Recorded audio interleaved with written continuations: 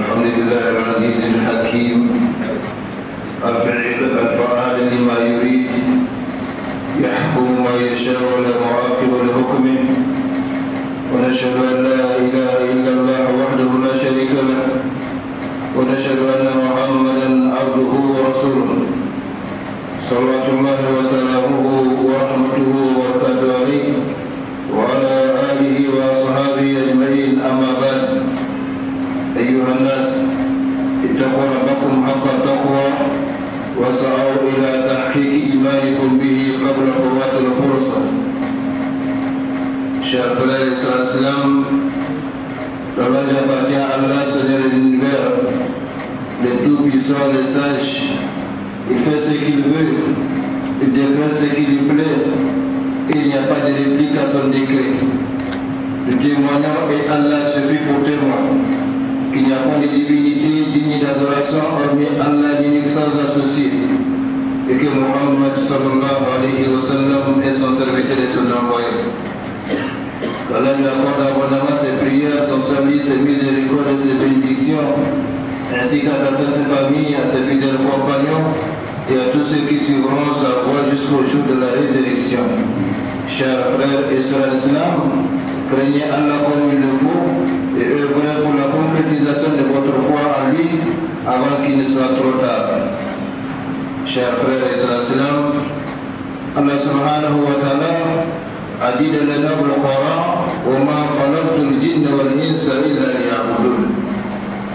Je n'ai créé les djinns et les hommes que pour qu'ils m'adorent. Voilà un verset court dans ces mots, mais qui renferme la plus grande réalité universelle qui soit pour l'être humain. C'est une réalité dont la compréhension et la concrétisation constituent le fondement de la vie humaine. Sans comprendre cette réalité et sans la concrétiser, la vie humaine, qu'elle soit individuelle ou collective, n'aura pas de sens. Ce verset coranique affirme qu'il y a là un objectif ou un but bien déterminé pour l'existence des djinns et des humains sur cette terre, et que cet objectif se révèle à travers une fonction unique qui est également bien déterminée. Quiconque connaît cette fonction et l'accomplit a alors concrétisé l'objectif de sa présence temporelle sur cette terre. Et quiconque ignore cette fonction ou refuse de l'accomplir a alors multiplié par zéro la sagesse ou l'objectif de sa présence éphémère sur cette terre, et sa vie est du coup dépourvue de valeur, car vidé de son sens et de son essence, et il devient un chômeur sans emploi aux yeux d'Allah subhanahu wa ta'ala, et par conséquent sans salaire dans l'au-delà. Chers frères et sœurs islam, cette fonction qui lie les djinns et les humains au secret fondamental de leur existence est l'adoration d'Allah subhanahu wa ta'ala, c'est-à-dire la soumission dans toutes ses profondeurs, dans toutes ses dimensions et sous toutes ses formes et représentations à Allah subhanahu wa ta'ala, afin qu'il soit clair pour nous tous que dans cet univers, il n'y a qu'un seul créateur et des créatures, un seul Seigneur et des serviteurs, et que toute la vie humaine soit fondée sur cette compréhension. L'essence de cette fonction transcende de loin les seuls mouvements physiques des musulmans à travers certains actes cultuels qu'il accomplit de temps à autre parfois, sans comprendre ni concentration, sans compréhension ni concentration, ni méditation, puisque l'homme n'est créé que pour l'adoration d'Allah subhanahu wa ta'ala, et puisqu'il ne peut pas être toujours dans l'accomplissement de ses actes physiques, cela prouve clairement que l'essence de l'adoration dépasse ce seul cadre d'actes cultuels apparent pour englober toute la vie humaine.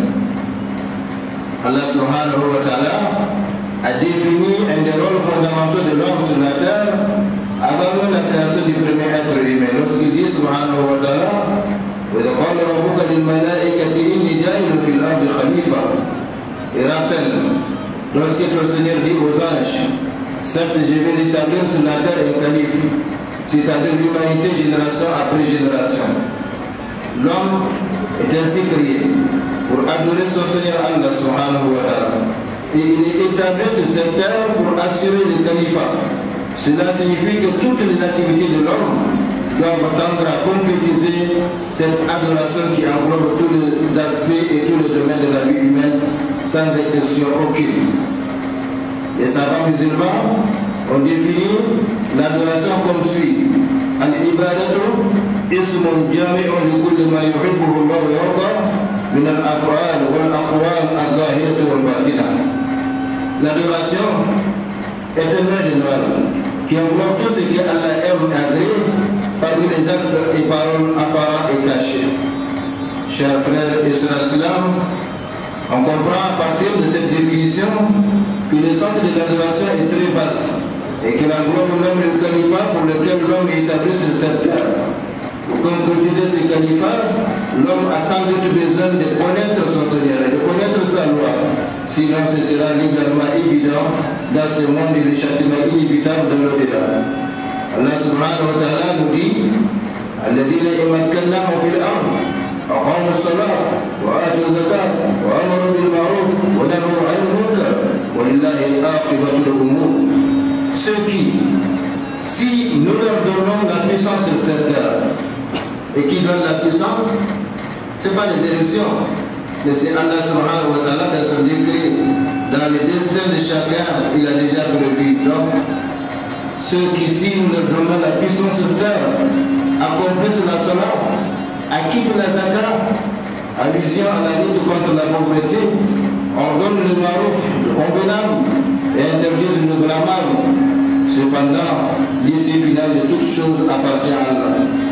Voilà les cahiers de charges des détenteurs du pouvoir sur cette terre. C'est l'accomplissement de la prière, l'acquittement de la zakat, la recommandation du bien et la censure du mal. Dans ces versets coraniques, Allah nous rappelle quelques points du cahier de charges de ceux parmi les musulmans à qui il donne le pouvoir sur terre, notamment l'accomplissement de la salat, l'acquittement de la zakat pour lutter contre la pauvreté, la recommandation du bien et la censure du mal, la lutte contre le mal sous toutes ses formes. Chers frères et sœurs d'Islam, la réalité de l'adoration pour laquelle l'homme est créé se révèle à travers deux points fondamentaux suivants. Le premier point, la prise de conscience du but ou de l'objectif de la création de l'être humain, en ce sens que ce dernier doit se rappeler partout et toujours cet objectif, quel que soit l'état dans lequel il se trouve. La santé, la maladie, la richesse, la pauvreté, le pouvoir, la subordination, la jeunesse, la vieillesse, et que sais-je encore. L'homme, en général, ou le musulman en particulier, ne doit jamais oublier cela.